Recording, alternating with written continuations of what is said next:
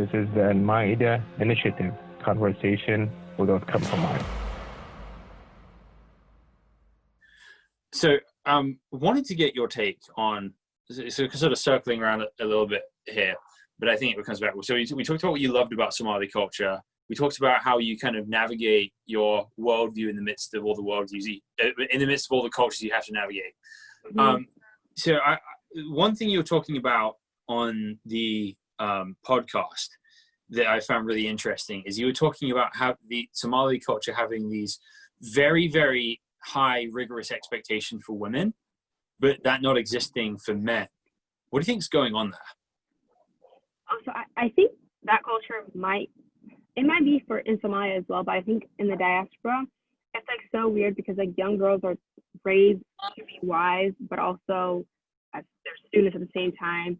They're like working and stuff like that. So it's like I see a lot of households where girls are like washing the dishes, like helping their family cook, like, you know, doing all these extra activities, taking care of their younger siblings, doing school, so they're able to navigate and like they get great grades. And the boys are just told to be them, like just to have fun. A lot of times, like you'll see young Somali men like who are not graduating high school, for instance, and who are not like, you know, doing as well as the girls are. And then like there's all this dialogue to understand like why are our boys the way they are, but it's like you're not raising them to be men, you're just raising them to be trash in my instance.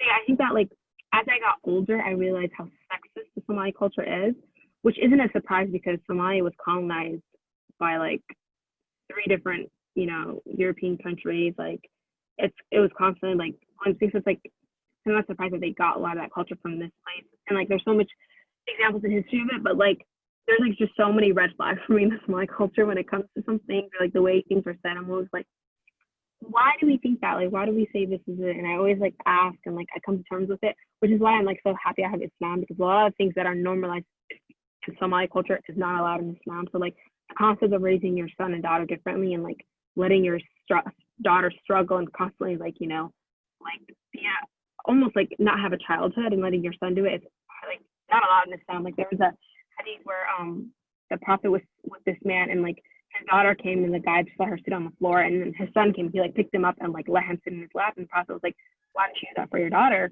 And the guy was like, oh, and the prophet was like, you need to treat your daughter and your son equally. I think a lot of times in some communities you don't do that.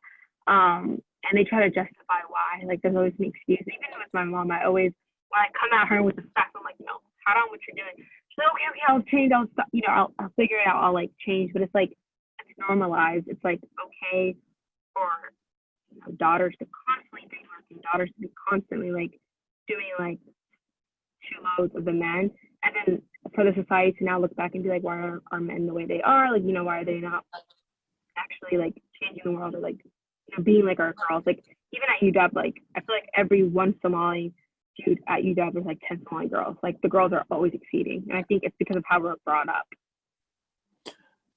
So this may sound a little outlandish, and it may be a little kind of wrong, right? But I wonder, again, not knowing a ton about this, but Somalia has been through a lot of conflict in the last 30 years. Mm-hmm. And a lot of the life of men there has been one of fighting, right? That the kind of archetype that men idealize is a kind of warrior archetype.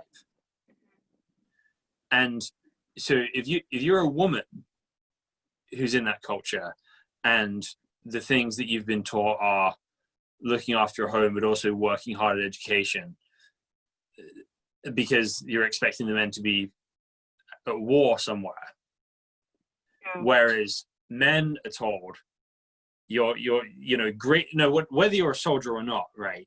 The idea of greatness is conquest, it's battle, it's heroics on the battlefield. So if you take those 2 people and you put a woman out of Somali culture to American culture or any other culture, the tools that woman has are pretty much useful in any context anywhere, right? So they'll immediately kind of rise to the top where they are. But if you take somebody who's a warrior, and this happens with people who are war veterans as well, that it's difficult for them to thrive in a context outside of war.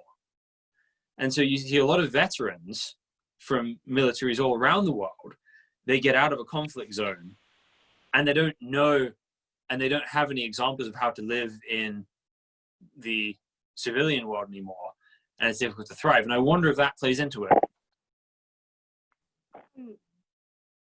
Sorry, Mr. Claus, I'm just letting her know that I'm on a call. But I think that the examples I'm giving, the men that I'm talking about, they're born and raised in the West. So it's like they never really dealt with any war like mentality. But I do think that the way we're raising Somali women, young Somali girls, it's sad, but I think that in the American context is important, because as a Black woman, you have to work twice as hard, and that you can't compare yourself to any man, because like it's a male-dominated industry in every aspect.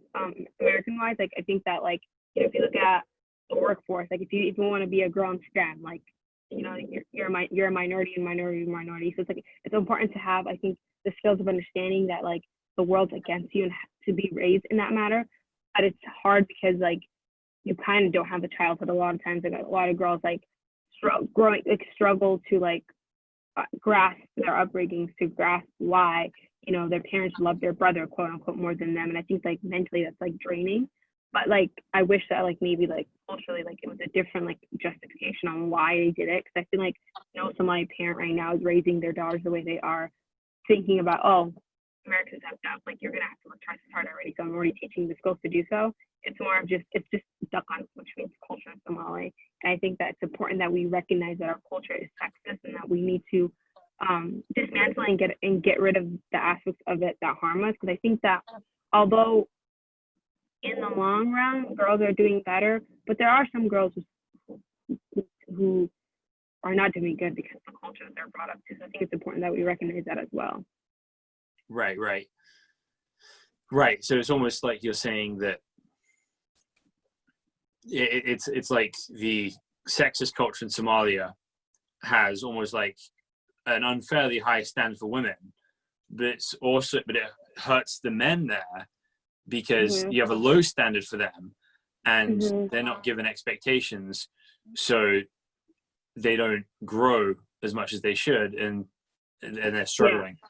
I think it's like, I honestly think it's God teaching Somalis a lesson. It's like Somalis just thought that, you know, they're being easy on their men so they can enjoy and, you know, be great men. And God was like, no. Like, I think that like a lot of boys being, you know, sadly in the system, or like not graduating high school, not really getting into college, it shows that whatever Somali society is doing is not working, and that we need to change it. And I think that people are just not taking the signs. Like there's always like meetings and dialogue to better understand why our men are the way they are. And I think a lot of times we overlook their upbringing. I think we try to blame everything but ourselves. And I think that's immigrant culture. Like it pisses me off that a lot of immigrant parents try to blame the society, try to blame the neighborhood, try to blame the school system, try to blame all these things, but you're doing nothing but holding yourself accountable on how you played a part. And I'm not trying to come out parents, I'm not a parent, but like, I'm sorry, bro. Like you should check out what did you do wrong? I get it. The world's effed up. You probably got impacted by those things, but what could have you done different to make their lives better?